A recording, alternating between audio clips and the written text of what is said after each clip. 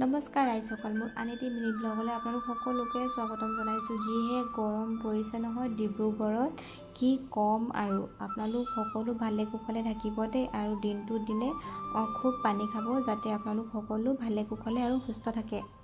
মই ক'লৈ গৈছোঁ আপোনালোকে গম পায়েই গ'ল। দৰা কইনা দেখিলেতো গম পাই যাব, এইটো বিশেষ এটা বিয়া হয় দেই। আমাৰ ষ্টাফৰে দাদাজনৰ ভাইটিৰ বিয়া আছিলে, তো সেই বিয়াখনত মানে আমাক সকলোখিনি ষ্টাফকে নিমন্ত্ৰণ আছিলে, তো আমি গোটেই কেইগাল গুচি গ'লোঁ দেই।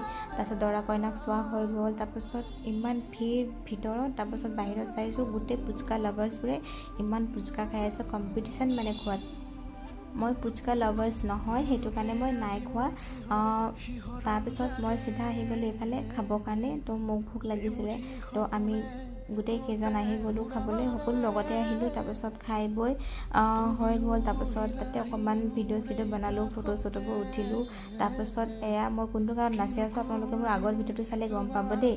তাৰপিছত এতিয়া খাই বৈ হৈ গ'ল, গৈছোঁ এতিয়া ৰুমলৈ, নহ'লে তলা মাৰি দিব। আজিলৈ আহোঁ, বাই বাই।